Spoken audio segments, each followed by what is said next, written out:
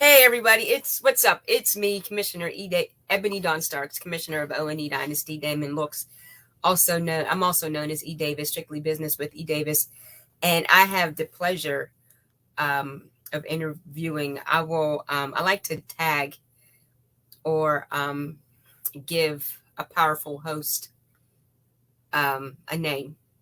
And last week I spoke to the Queen of O.N.E. That was Jerry Petito. Today I'm speaking to the King. Uh-oh. Okay. The king. Okay. Yes, sir. Yes, sir. The past, let me see, 2 weeks. Has it been 2 weeks? I've had the pleasure of interviewing some powerful hosts. I follow you on Facebook. And first of all, the profile pic, that's why you're the king. You stand, come on, bruh. Come on. I'll be like, what's the name of this show? Like, he's going in. And then you inspired me to go live on Facebook, just watching Okay. live. So I was like, okay, let me step my game up because he's not going to win by himself.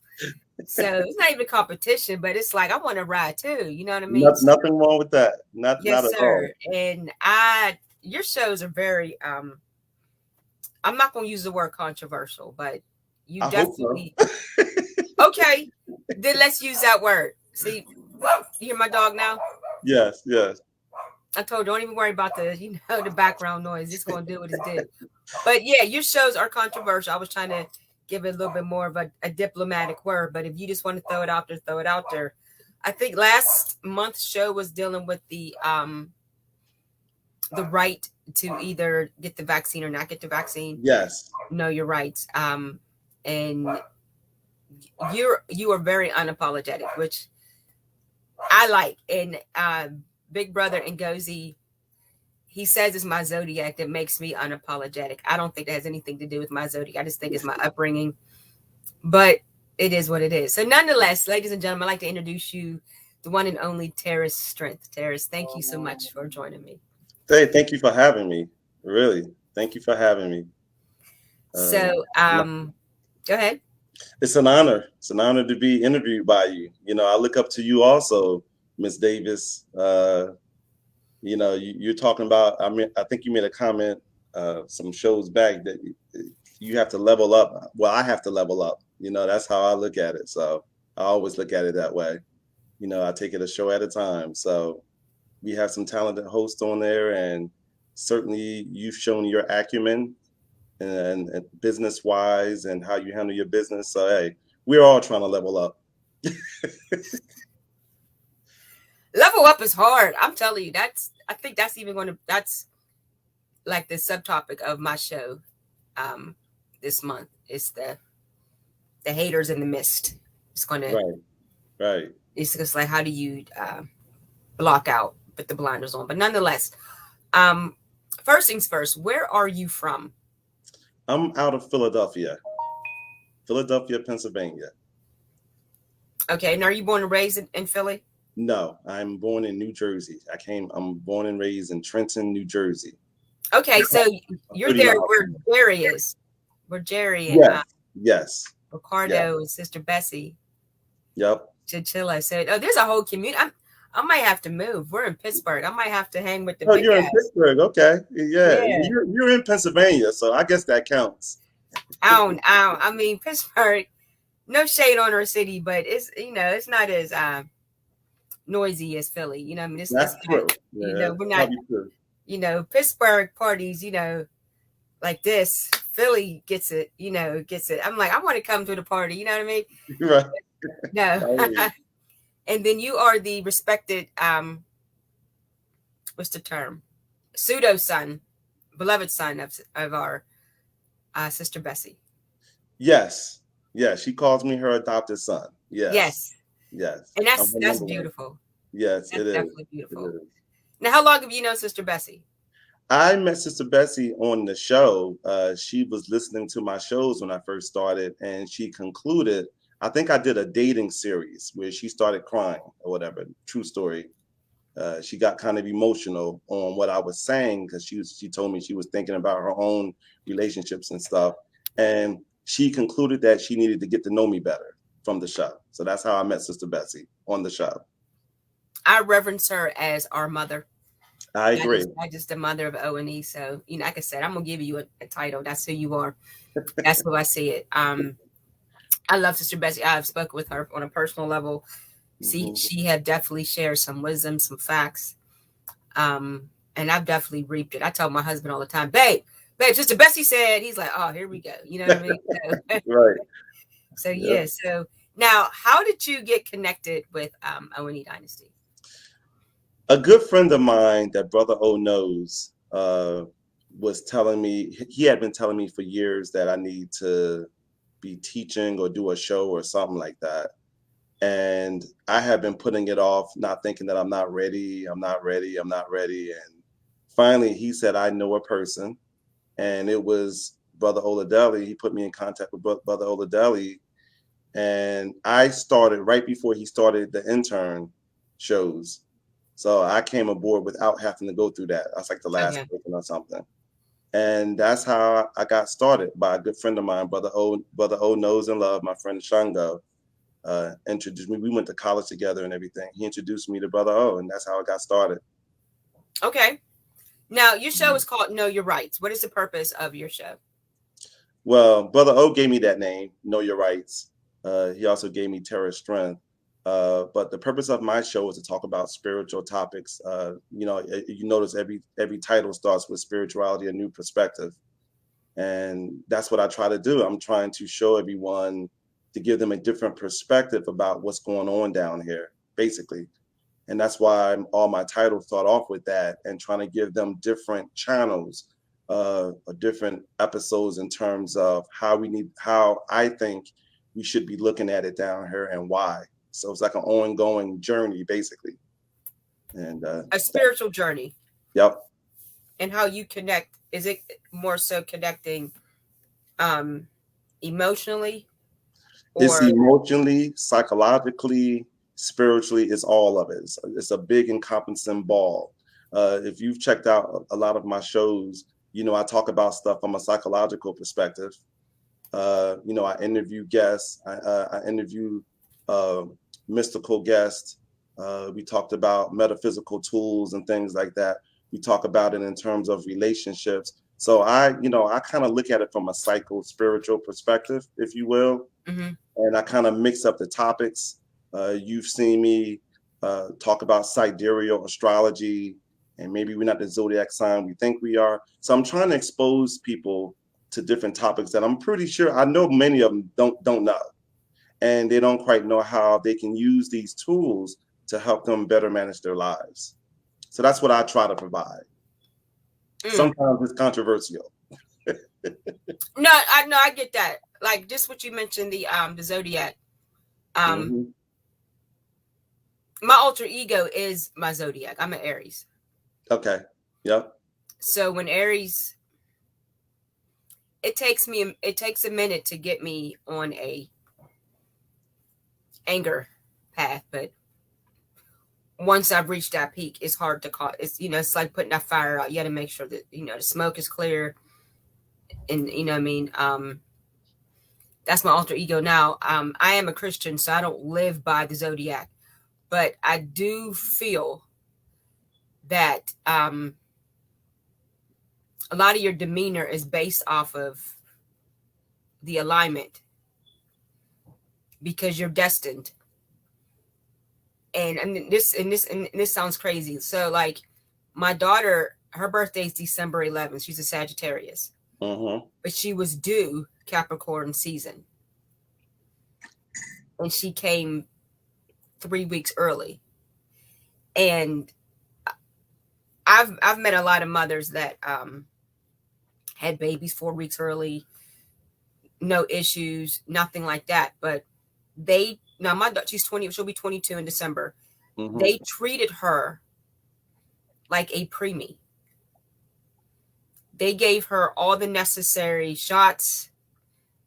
Now they allow her to stay in the room with me during my, after birth, but they treated her as if she was a preemie.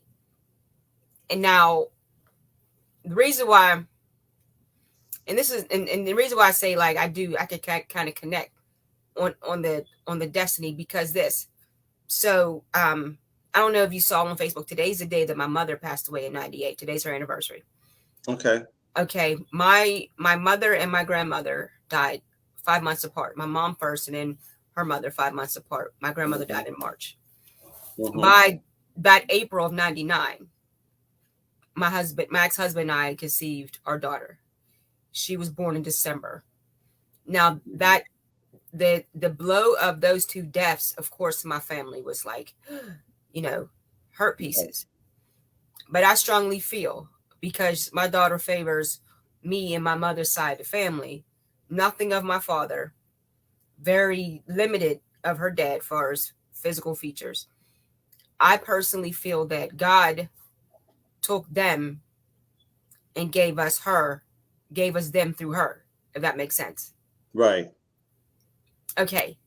And on a zodiac level, Aries and Sagittarius get along very well. And if I would have had a Capricorn baby, that would have been Armageddon. Maybe. Yeah. That's just how I, you know what I mean? Because she was, I'm not going to say the golden child, but she is the oldest niece, the oldest great niece, and the first. And there's a big age gap. And my niece now is 2, and her name is Genesis. Okay. So after 2 decades is now a new beginning. So I look at everything on I don't want to say a spiritual path, but I look at the alignment. Yeah. Yeah. And when I did that show, Sidereal Astrology, it was because what you're talking about is regular astrology, and Sidereal Astrology tends to be a lot more accurate, because I thought for years that I was an Aquarius, and I found out that I'm actually a Capricorn. And okay. Yeah, it goes backwards. You may not actually be an Aries. Okay. I might be a Pisces. You may be a Pisces. And Sidereal Astrology, it appears to be far more accurate than regular astrology ever was, because I wasn't really all that much into astrology for that reason. But when I did that show, and when I learned about Sidereal Astrology, a bunch of my friends realized they were casted wrong, because when they read about themselves from a Sidereal Astrology, it was unbelievable. And it was unbelievable, for me. It explained some relationships I had in the past that I wouldn't have thought that I was very comfortable with. And I wouldn't have been as a Capricorn, but I definitely was I wouldn't have been as an Aquarius, but I definitely was as a Capricorn. And so I've just found it to be so much more accurate, and much more helpful in terms of analyzing the people that are around us and how they move. The talk is spiritually that, we chose the time of our birth, and we chose it for a reason to come back here. It is our job to overcome. And the more we know about ourselves, and the better we can manage ourselves. And so I've become very fond of Sidereal Astrology. It's not the only tool that I use, but because it's so accurate in terms of helping to explain my children or my friends or a partner or whatever, it's just far more useful, far more than I've ever seen useful, from astrology. It just explains so much more. I just know as an Aries, I mean, here's the thing. My mother's mother and my grandfather, my mom's parents were both Pisces. I just know our personality, the creativity, the jumping, and they're like, oh, wait a second, she never jumped in. It's all Aries. Right. But I definitely, I don't want to say I salute the Pisces. I give respect to the Pisces, because even my uncle, my mother's oldest brother, Pisces. They definitely had a hand, because my parents had me young. So they had a hand in raising me. If my parents spanked me, they spanked me. They was part 2 of the spank, you know what I mean? So they definitely had a hand. So I had, my cousins are Pisces, you know what I mean? So I've got Pisces all around me. But when it comes to that fire and that leaping forward without thinking, yeah. In fact, one of my friends I met at church, his birthday is April 14th. And we had a lot in common. We were chit chatting and we were just talking the same thing. And I said, "What's your birthday?" And he told me, I was like, ugh. I looked at my husband. I was like, "Babe, his birthday's April 14th. He walked away. He was like, I was like, "What you mean?" He didn't want to talk to us. He was like, "Nope, I'm not even entertaining it." Because he already knows 2 Aries together is dangerous. But yeah, I mean, I get it. I definitely get it. I guess I would say I have Pisces tendencies though. Yeah, you want to pull up, you want to go on your phone or computer and go to Sidereal Astrology chart. There's one that's free. And you want to put in your time of birth. If you know your time of birth, it'll ask you for your name and your time of birth and your birthday, and it will tell you what you really are. And then what I want you to do is read it. All right. You tell me. And you'll be I'll like, do that. "Oh my goodness." I did it with my daughter who thought she was a Gemini, and she's a sidereal Taurus. And when she was reading it, she's like, "Oh my God, Dad." And she was like, "Dad, it's saying things I can't even talk to you about, like in terms of love and romance and all of that." She's like, "Oh my God, this is so, so true." And I just I don't remember astrology being that accurate for me. Every time I would read it in the past, it could be a bunch of people. You know what I mean? Like it was never like that for me. That's why I didn't give it a whole lot of credence. But that sidereal astrology, All right, now so you got me intrigued. You definitely got me intrigued. check it out. All right, because I definitely got the Pisces tendencies and definitely a Gemini tendencies. And my brother's a Gemini. Mm-hmm. And I tell people all the time, he's a bona fide, he's born May 22nd. And I think he posted something on my Instagram page. My daughter was May 26th, and she found out she's a sidereal Taurus. So my brother might be. He might be a Taurus. I don't know, because his tendencies. He posted something. This was my new book. He posted on my Instagram page. He posted something, and I showed my husband. He's like, "You need a Gemini decoder ring to read that," because he's so. I don't want to say he's definitely not two-faced, but he's so. He's a twin. He's that. You don't know what you're gonna get. So I just you got to put in his date of birth, his time of birth. I don't know. Yeah, I mean that's what I'm saying. It makes a big difference. Oh wow, that's a bunch of my friends have now know that one of them thought she was a Sagittarius. She found out she's a Scorpio. One thought she was a Libra. She found out she's a Virgo. The other one thought she was a Virgo. She found out she's a Leo. And then I have a couple of Leos who are really Cancers. They don't want to accept that they're Cancers. But here's what's interesting. They still tell everybody because they love being Leos. But when they work on their relationship, because her and her husband were both Leos, they found out the Cancer information helps them more. That's because you're actually Cancers. No, I got you. All right, I'm gonna find out because that's my job. My job is to start trouble. You know what I'm saying? Oh, now see, I'm gonna look it up because there's the fact I don't know. There's too much. It's that area, like what I mean.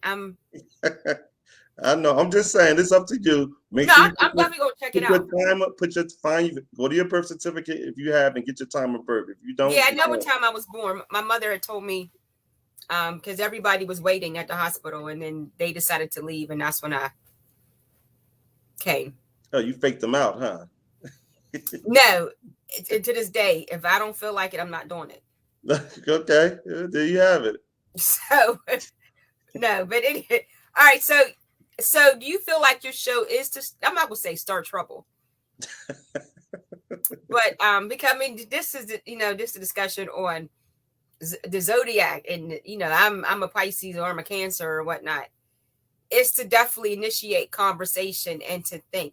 Is it to think logically or analytically? No, it's to challenge our beliefs about what we think we know. I try to talk about stuff that I know there's a strong chance a lot of us aren't thinking about it, and we don't think it matters. And so I try to talk about topics from a perspective to get us to think, and it's really about enlightening or empowering and understanding how to use these tools, because many of us, because of religion and how we've been taught, we look at things one way, and we don't understand that there are laws that are above. There are spiritual laws that are above what we believe, religion wise or doctrine wise or culture wise. There are laws that govern us, and so I just try to make everyone aware of these laws and how to use them and interact with them, and to challenge our beliefs. So that's what you saw in the show when I did the vaccination show with Sister Bessie, another known troublemaker, and and and the Seth shows, just showing a different perspective to get us thinking about some things that I know that you're not. Cause I think I even said it on my pre-show. You're not going to hear about this stuff in your churches. You know what I'm saying? I think I said that on a couple of pre-shows. Well, you know what? Our church, the church I fellowship at, I've been there for about 6 years next month. They are liberal. Mm-hmm. They don't like, and you know, I mean, I grew up in the traditional Black church, Church of God in Christ. I did too, years ago. You know what I mean? And then when my family moved to Monroeville, this is right outside Pittsburgh, the suburbs, Mm-hmm. we started going to a different church because of the travel. It was a culture shock. It was predominantly a Black church.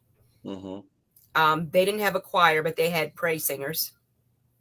Because, you know, in the old school churches, the choir would stand and receive the choir would march up, and, you know, there was praise singers. Women were wearing makeup and slacks to church. I was 15. I was like, ooh, my mother got me in some type of coat. Like, oh, this is, it was just so, it was sparkly. Right. The church that I went to was more country. It was demure. And you would think that because that's in the city, it'd be flashy. Right. The church in Monroeville was flashy and sparkly. They had banners, gold banners, and it was definitely I mean, my mother broke it down to me. She's like, our faith hasn't changed. The doctrine hasn't changed. It's just the mindset from the traditional and the dogmatic mentality of the old school. Mm-hmm. And the one preacher, the pastor said he didn't mind his wife or the women in the church to wear makeup because you could have a plain face and be evil. And then understand the usage of makeup. In the Bible, quote unquote, it was used, she put it on to manipulate. So her purpose wasn't in the beauty product, it was her heart. Mm-hmm. But if you put it on because you feeling cute today, you want to work it, you know what I mean? So it was that I said, oh, I get it. So then after my mom passed away and I kind of just got my head focused spiritually, I started fellowshipping at an old school, very old school traditional church. They did not have a problem with the makeup and the modernism. They was just plain Janes, natural plain Janes. They had nothing. They didn't care about wore earrings. I mean, they prefer the women to wear dresses and whatnot. So I mean, it was what it was. But then the church I'm at now is very liberal. Our church mother wears. She's a huge diehard, bona fide, in your face Steeler fan. Steeler season. She's not wearing her church lady clothes. She got on her jersey. She got on her black and gold. She got, and I'm like, oh wow, that's different. Mm-hmm. But it doesn't take away from her Christianity or her salvation, and that's something that a lot of people need to understand. It's not about the apparel, right? And so we discuss. There's nothing off the table. And a lot of churches are afraid of that because, oh, you can't talk about that or you can't discuss that.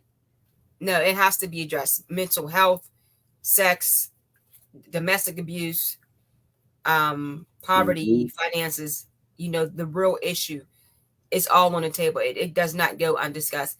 And that's what I like about your show, because what you're saying is, I'm gonna put everything on this table. It's like what I see with your show. There's a table, and there's cards, like pieces of paper, Mm-hmm.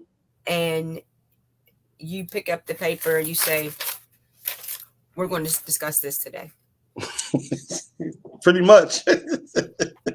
and they're like, "Oh, okay." I see you've been paying attention, Miss Davis. It's a pick. Well, I mean, first of all, just what you, it's a pickup, because I have my views on the vaccine, Mm-hmm. and I think that on your last show, the gentleman said they're not dying of the coronavirus; they're dying because it's attacking an underlying issue. Mm-hmm. Like Colin Powell just died. Yes, and he was vaccinated. Right, but he also had a lot of health problems. Yeah, yeah. It's a lot of people that are vaccinated that have died. Not the majority, but you can see both. I can see both sides of the argument, and I just want to bring those perspectives in terms of what's going on. Like that's what I try to do. That's why it's called spirituality, a new perspective. I'm just trying to get people to see another way with these topics. Is it to be open-minded or to? It's to be enlightened. See, the thing about the whole open-minded thing, people tend not to see a need to change unless it inconveniences them not to. So as long as things are going the way they think they want them to go, they don't see a need to change anything. And why should they? I mean, technically, right? Well, is it because at a certain age, they're, the old school, they're stuck in their ways? It's some of that too, but and yes, I mean, it's yes, a lot of us are stuck in our ways, and when I say stuck means it's not working for you, but you're still doing the same thing. You're not looking deeper into finding out why it's not working. You're just doing what you've learned to do. So that's inbreeding. Huh? That's inbreeding. Yeah, it's how you were raised. But we are not, I am not my parents. I come here through them, but I'm not here for them. So how do you break the training? You break it by understanding that you begin not to identify with just your parents. I love my parents. They're my parents, but spiritually, when I realized that I chose my parents spiritually in order, because they had a certain set of traits that I needed to overcome so that I can learn and evolve more, then it changed for me how I see this whole thing. Now, what do you mean by chose your parents spiritually? So, when you study spiritually, the whole spiritual saying, if you will, is that we've chosen our parents.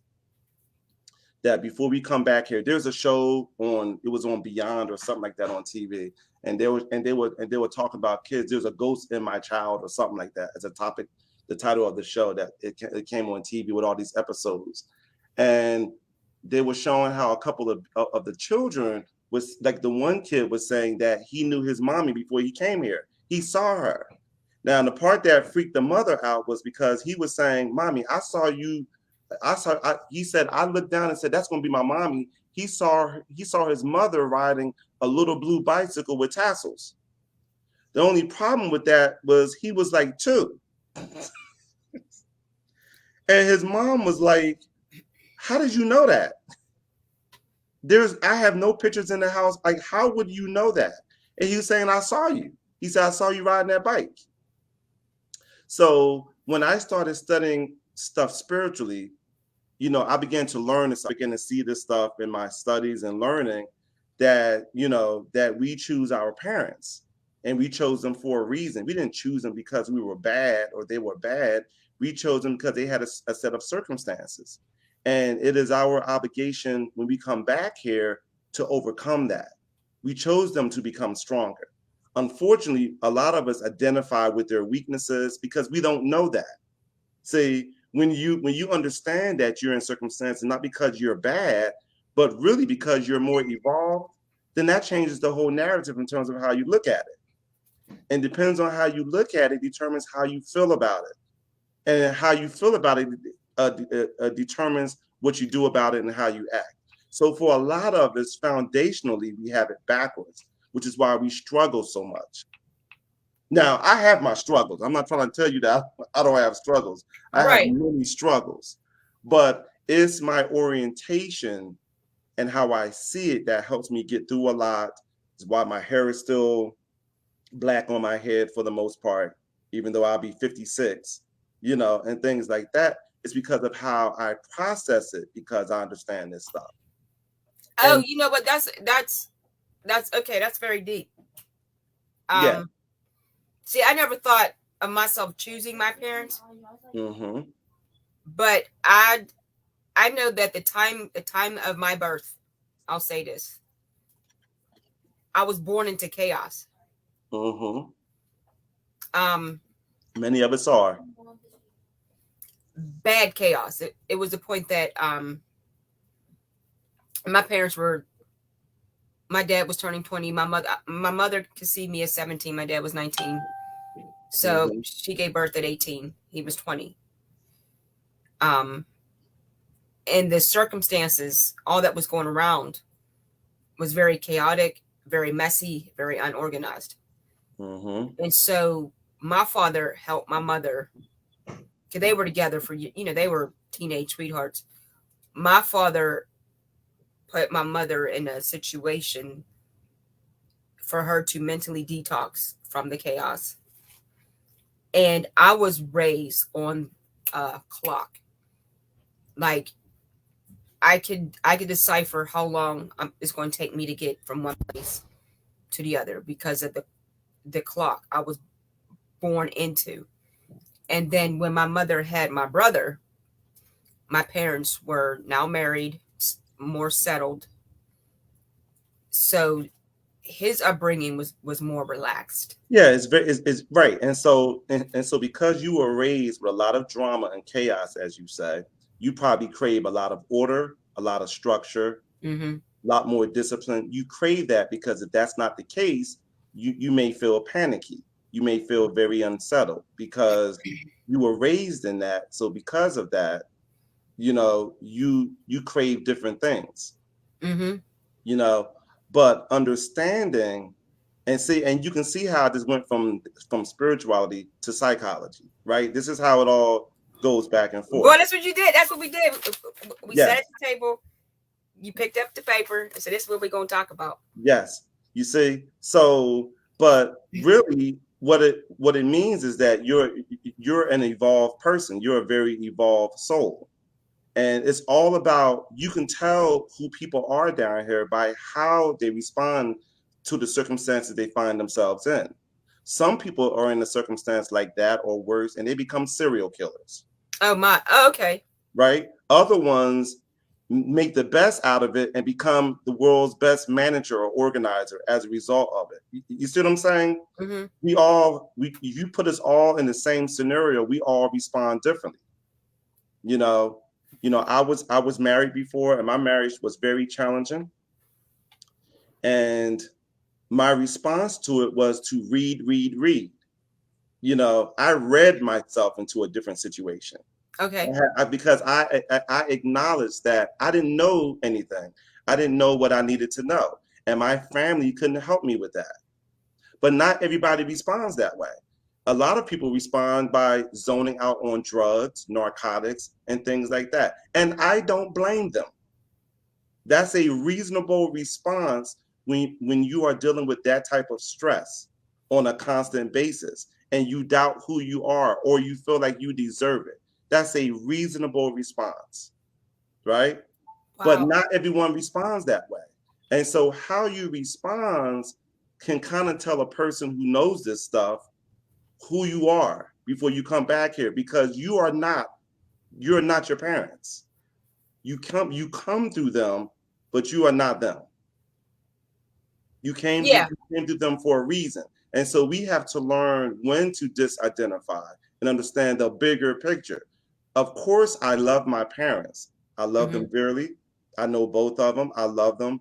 but I know who they are and I know who I am. So when you understand those things, then it puts you in a better situation to move in a way that you want to move with more purpose and figure out who, and you're not such an emotional mess underneath because you have all these tools. A lot of the stuff that I talk about on the show that I'm aware of, my parents don't understand, but that's okay. So how do you give them tools? So on your show, how do you give someone, okay, for example, like you said, if someone goes through a situation and they turn to drugs, you get it, but drugs is poison.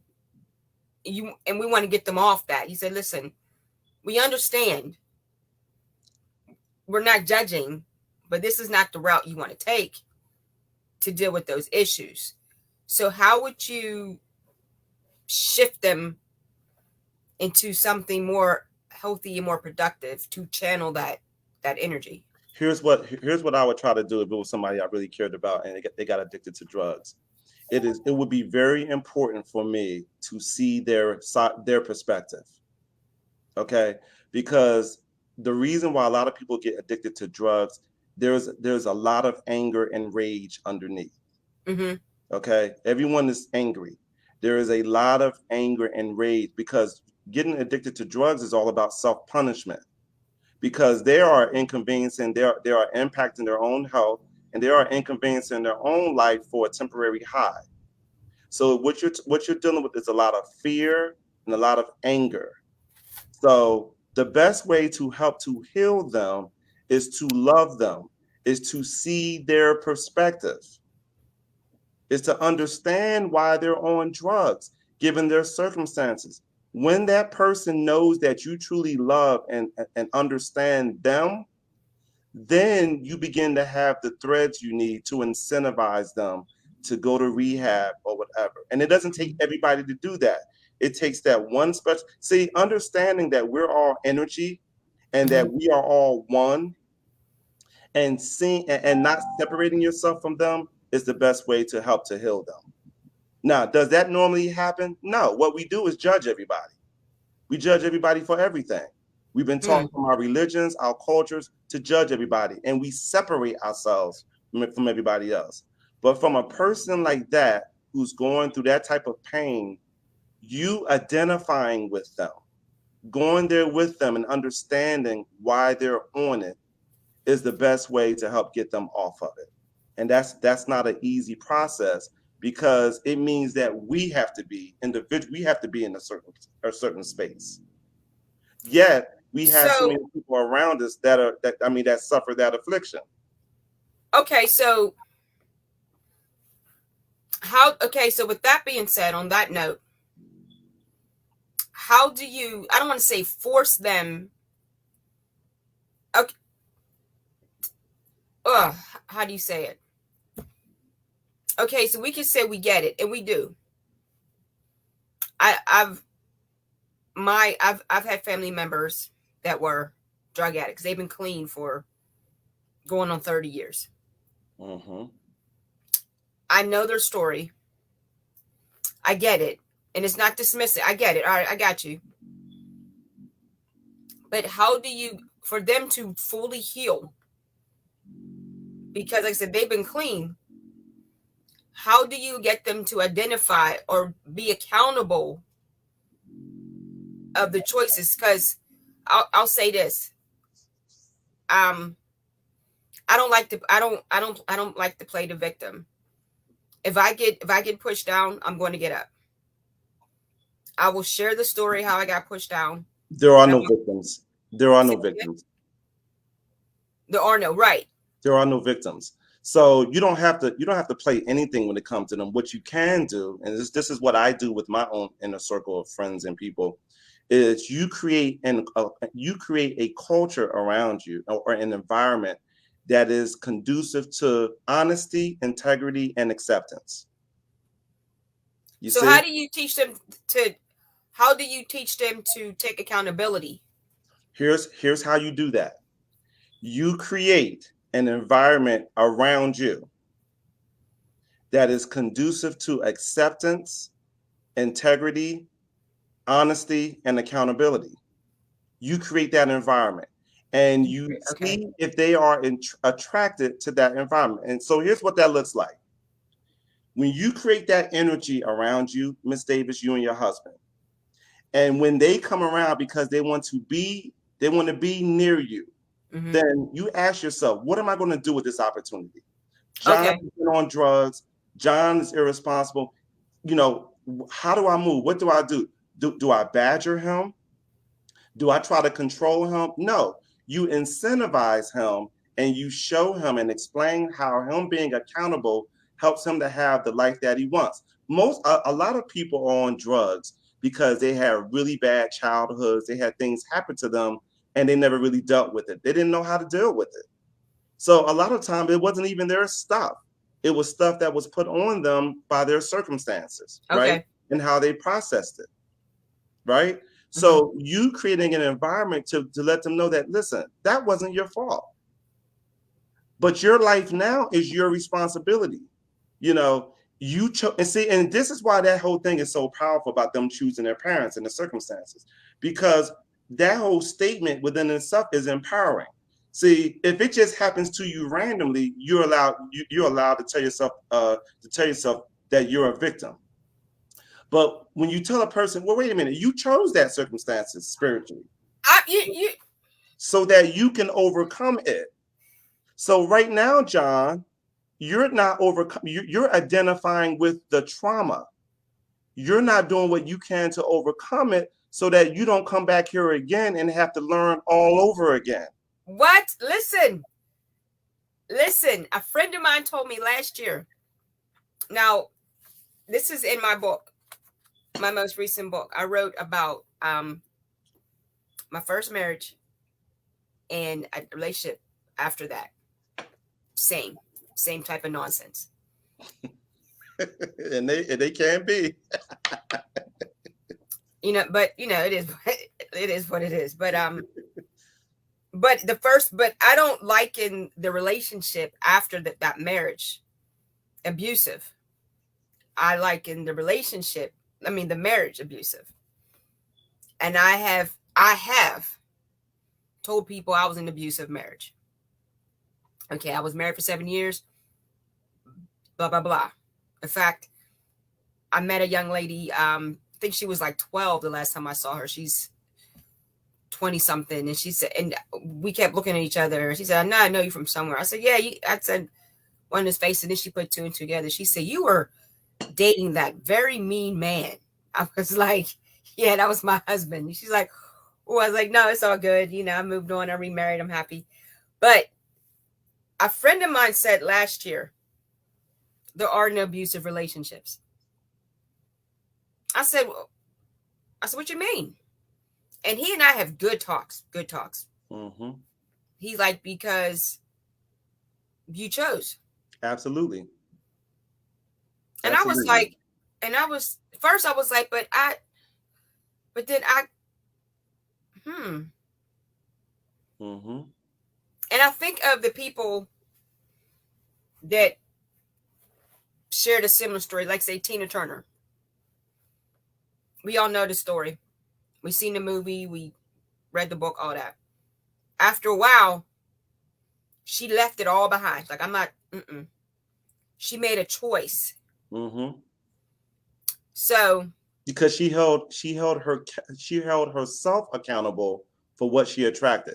And see, and that's my whole issue when, like a lot of times I feel like a lot of us, we get stuck on the victim martyr thing. We enjoy talking about our battle scars and our wounds. And we identify with that because it gives us attention.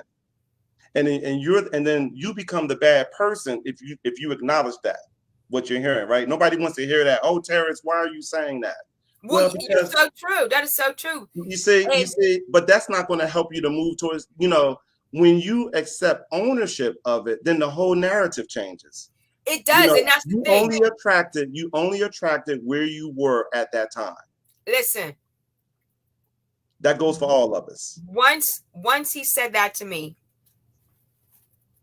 my whole perspective changed, because then I had to be accountable as to why did I get married? Yep. And the season that I was in. Yep. Because here's the thing. I mean, my mother just died. Yep. And I took care of her. So my father was working 16, 18-hour shifts at work. My brother was doing his own thing. He wasn't listening to nobody. So nobody needed me. Right. I needed to be needed. I felt You I was. needed to be needed. And so I went to a friend who was always nice to me, liked me. And he was heavily in the church. And that's the atmosphere I grew up in. I said, I want to stay in his atmosphere. So I emotionally shifted into a situation blindly, ignoring the red flags. Mm-hmm. And so here's the thing. I needed to write a book on that. I wanted to tell my story. Mm-hmm. And I wrestled with telling that story for years because I did not, I mean, this is my daughter's biological father. Right. I did not want to badmouth him. Right. I did not want to say, this is what he did. This is girl. This is this. Nope. I did not. I don't want to be that woman.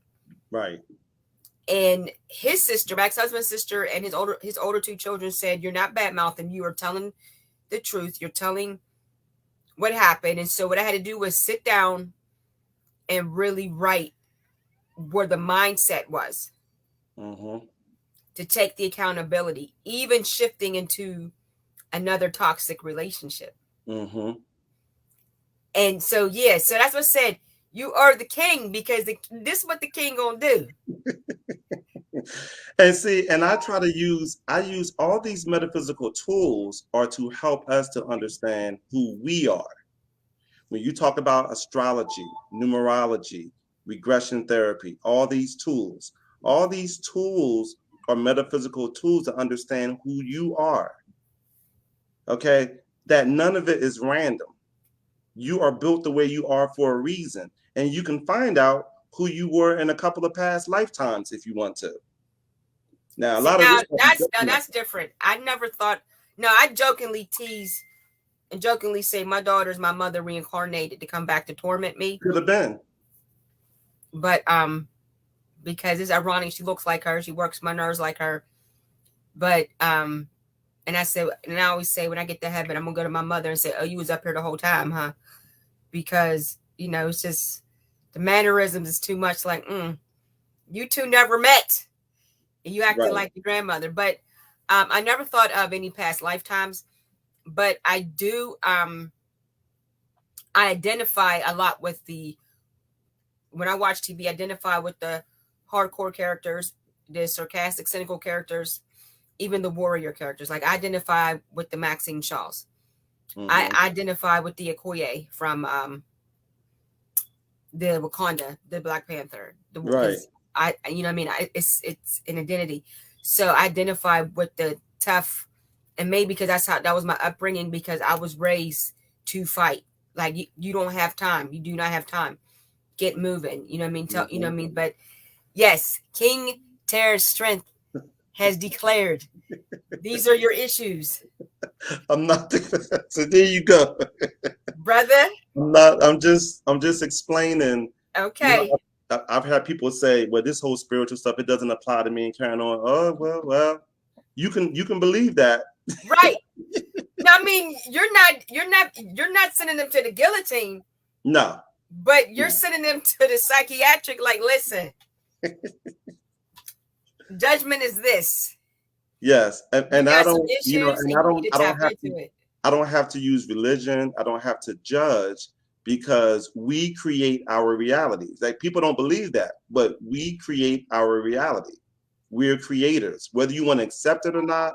And that's my whole, when I did the Seth shows, and Seth was talking about, he coined the term, we create our whole reality. Many people don't want to accept that. They don't want to know that they're responsible for their whole reality. I'm telling you, we do.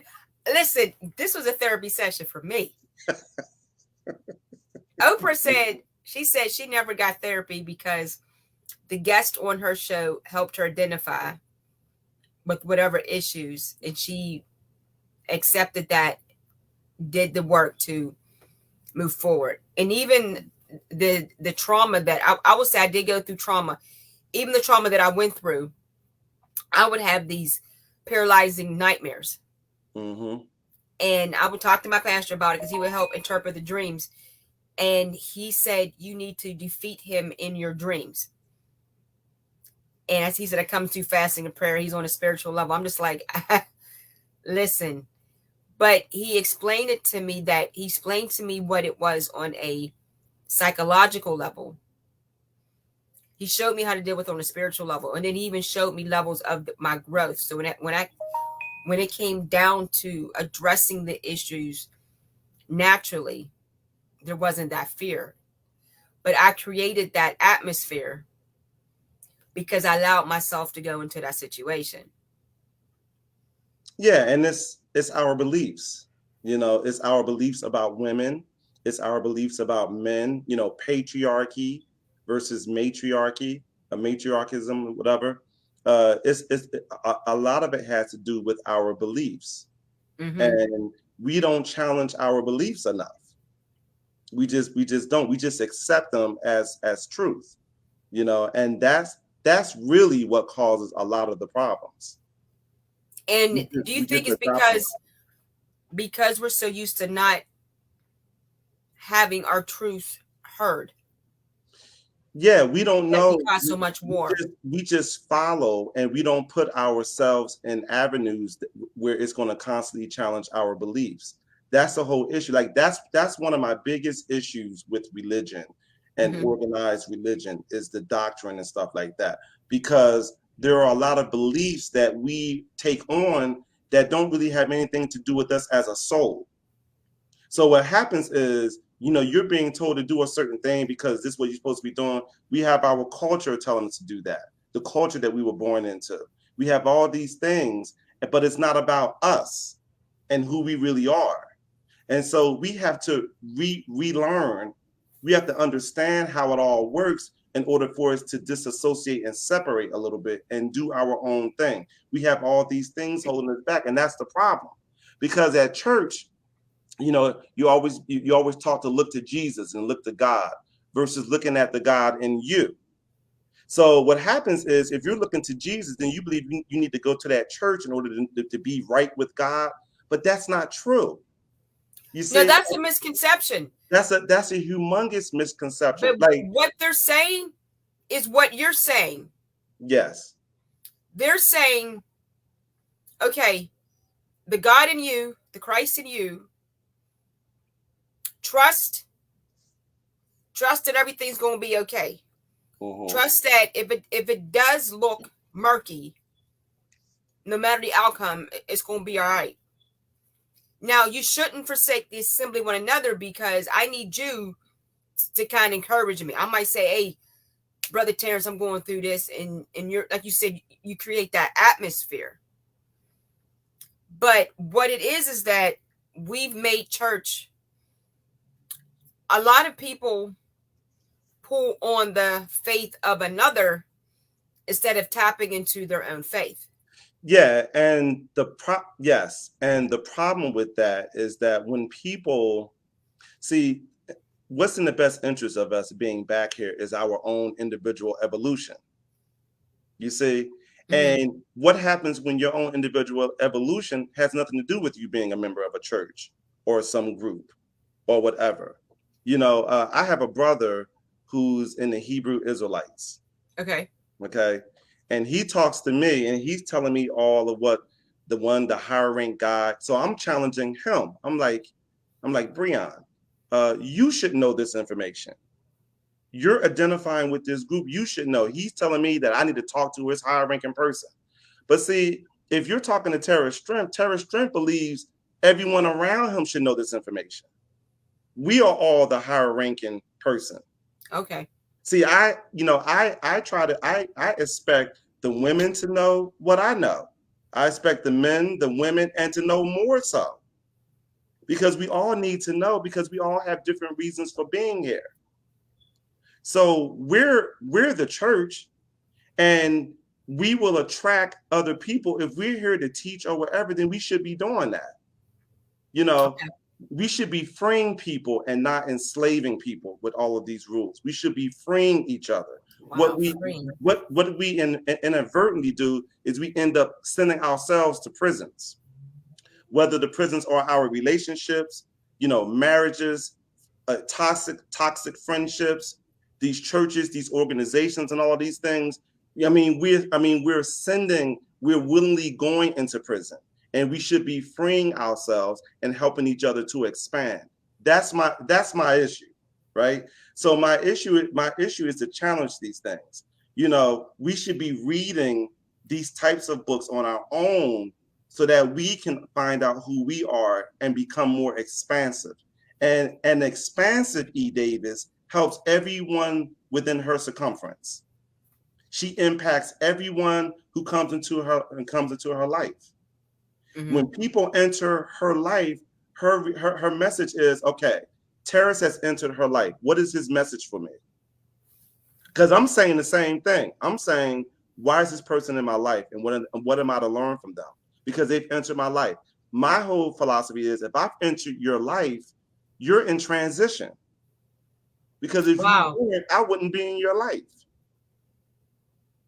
Wow. Notice the difference. And I've said this to a bunch of my friends.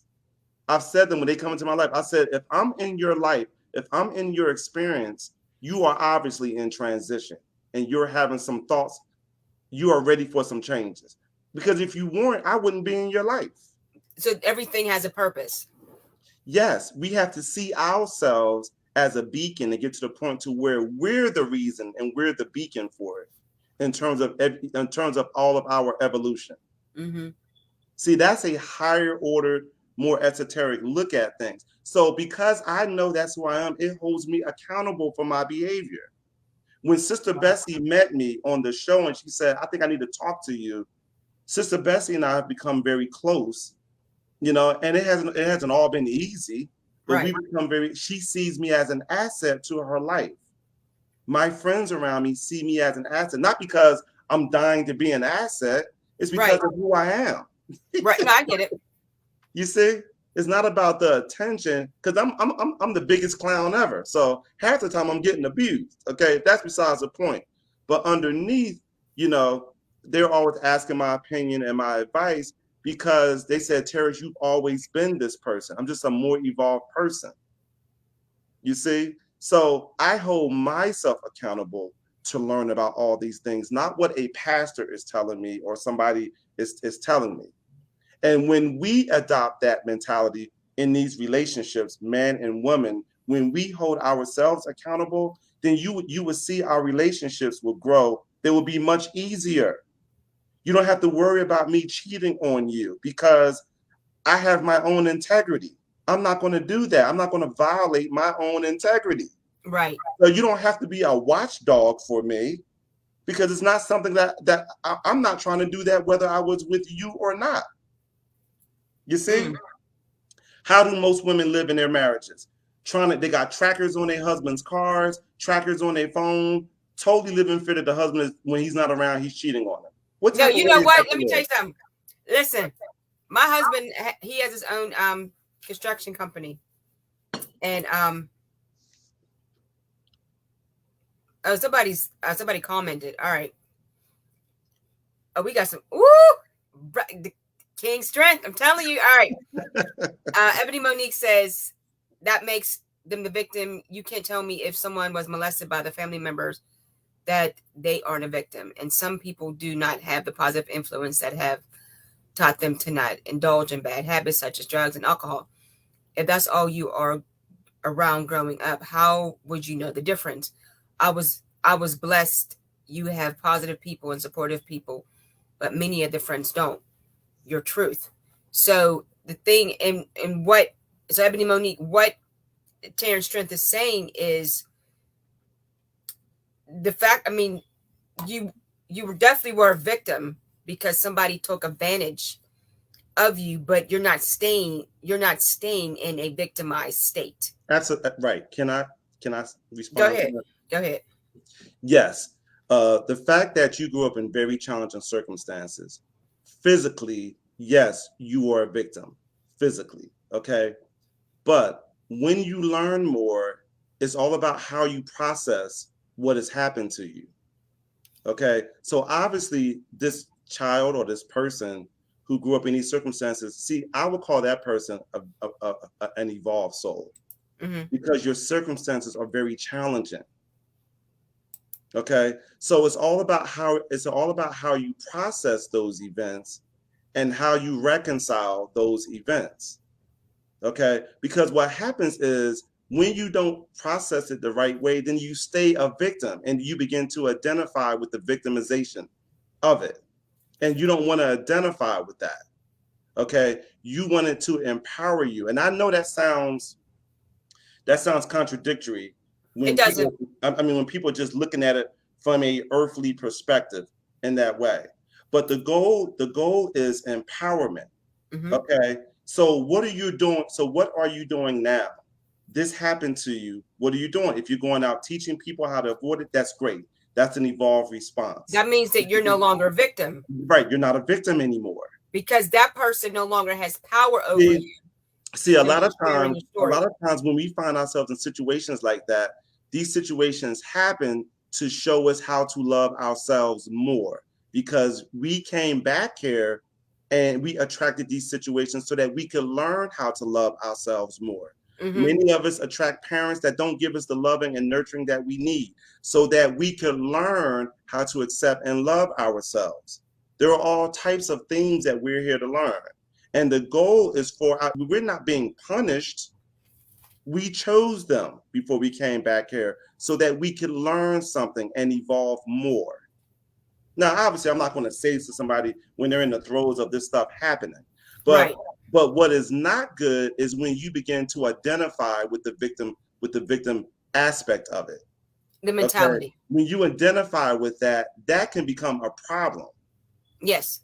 Okay. You Because need you're to using it as a crutch to do use what it, you want to do. use it as a crush to get attention or whatever. When you say that you are responsible for it, woo, that's some higher order accountability right there. No, but how Okay. would you, but for a child who, let's say 5 or 6, Children are still souls. They are so are grown they souls. responsible for any type of abuse? I would not say a child that's 5 or 6 is responsible for what happened. I mean, we're here to protect our children, Right. right? So I'm not going to say that, okay? But when you study, you understand that we all create our reality, and how the child responds to it tells you who they are, and it tells you what they are. But I got to be clear. We need to protect our children. Okay, I got you. Okay. No, I got you. Listen, we need to protect our children. Now, nobody talks about that the way I talk about that. We need to be more evolved, and we need to protect our children. I Okay. got you. But the fact that the kids find themselves in families like this, where this can happen, is technically or spiritually is on the child, although that's not popular to say. And I wouldn't say that. I'm saying that on this interview, but I wouldn't say that. So basically, it's like this: if something happens to the child, because that person will manipulate that child and say, "Don't tell nobody," or da da da da. Absolutely. All types of things That happen. child, our parents, because they're the protector, needs to instill in the children, you come talk to me whenever, no matter what. So Yeah, we're building up that trust factor. right. The parents need to get themselves into a space where they can adequately protect their children in Right. terms of knowing people that are around and who they really are and all this type of stuff that comes along with our progression.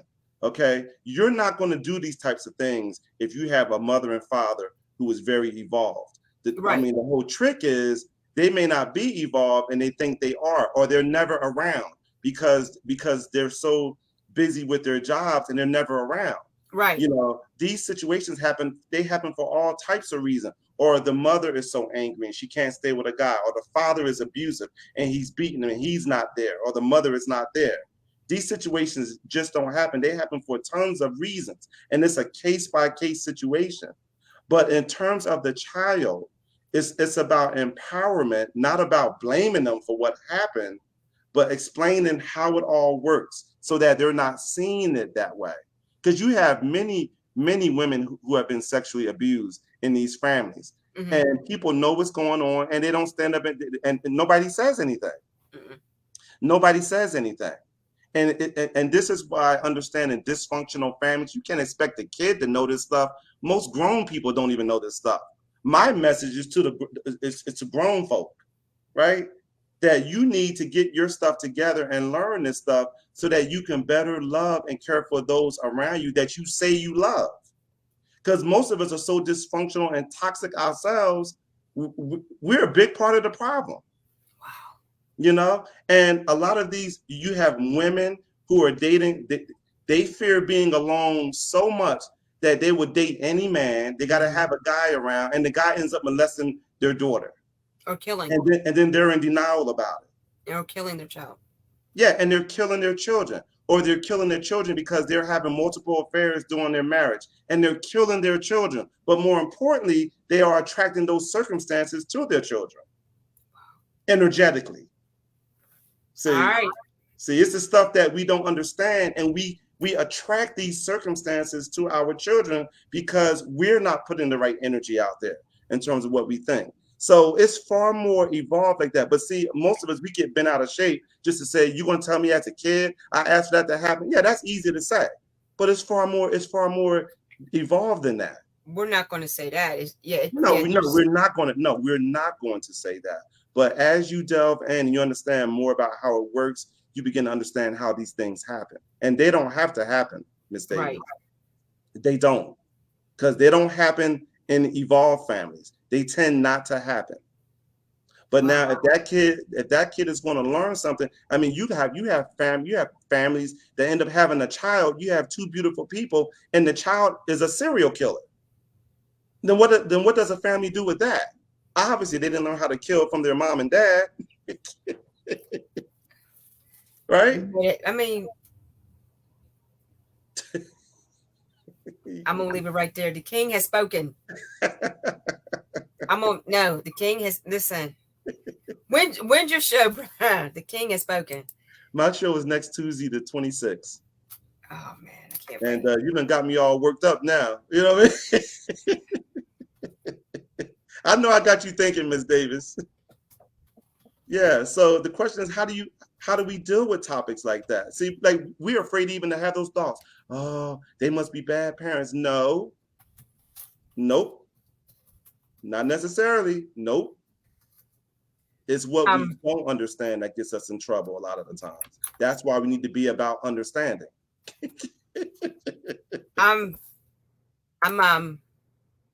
You okay? No, I'm fine. Believe it or not. I mean, the king has spoken. That's it. I'm one of those people. You ain't got to say nothing else.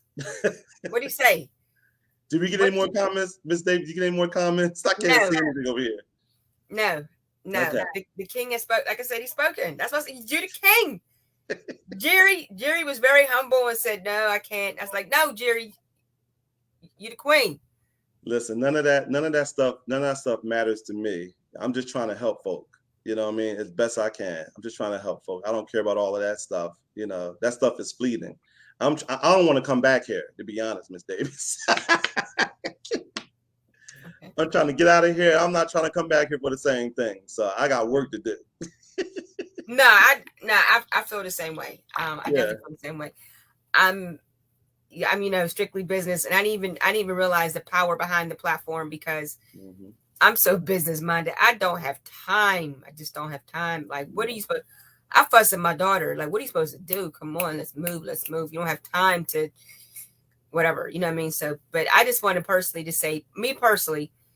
thank you for taking this time.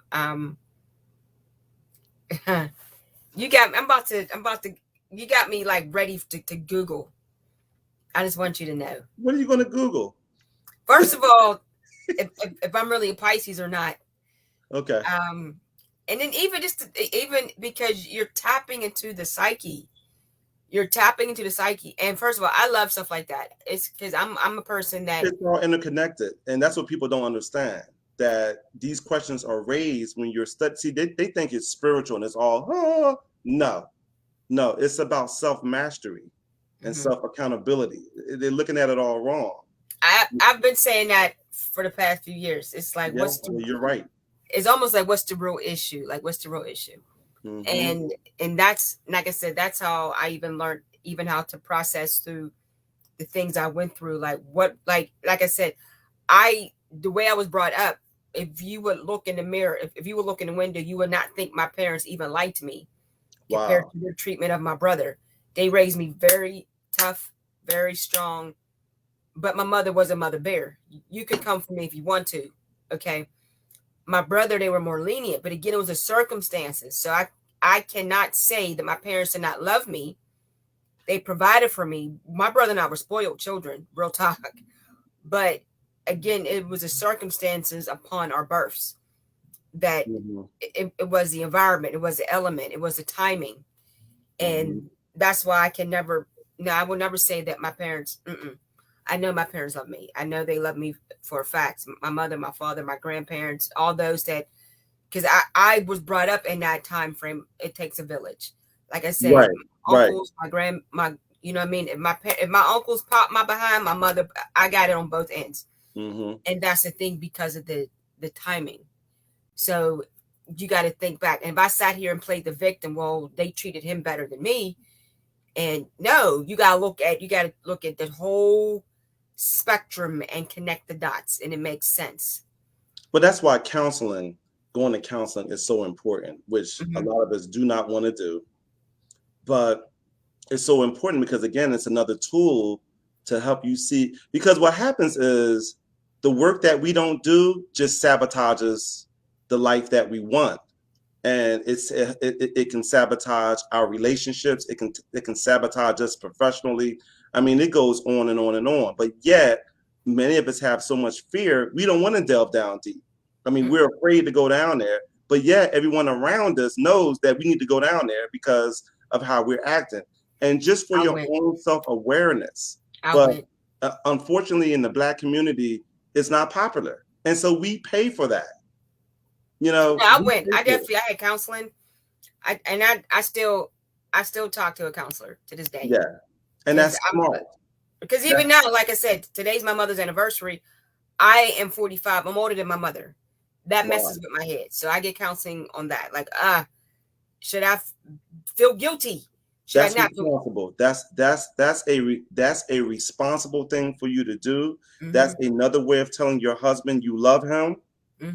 Right? Those are great things for you to do, because what you're saying is, I don't expect you to take care of me in every way. Well, you know, I need to take care of me. I need to be a better version of myself for you. I expect him to take care of me.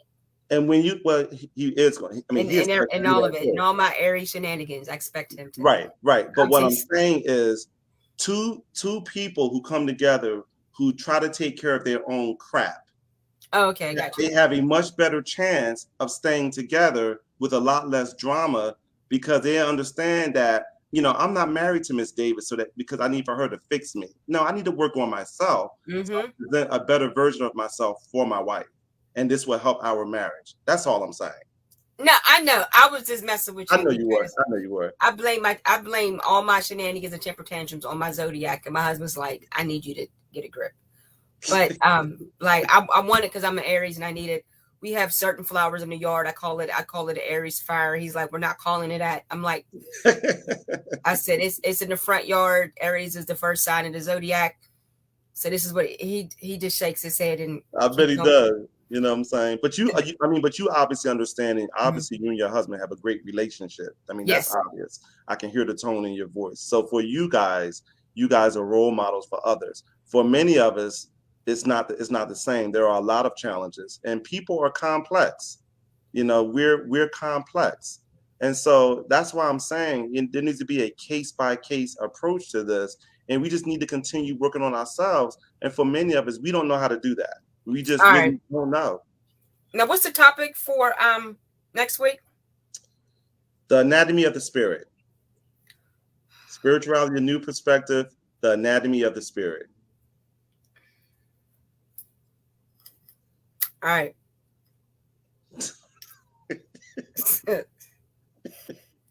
Oh man. All right. You're a mess. No, I'm getting ready. Your husband, he's a saint. He's a saint. All right. I'm gonna dress you as King Strength. This has been fun. This has been far more fun than I expected. I'm gonna just be like in the words of Kevin Hart, I'm not ready. But I'll get ready. I will. Ooh! You're gonna make the village start a fire. That's okay. That's all right. That's all right. So anyway, this has been a lot of fun, Miss Davis, and I see you're leveling up as you put it. No, and I'm gonna find out if I'm a Pisces or a Capricorn. We gonna see. And I'm gonna text you. I'm gonna like, yeah, text me. Yeah, text me. I'm gonna find out. But no, nevertheless, thank you again so much. Terris Strength's interview October 26, 2021, 9:30 p.m. Eastern. O.N.E.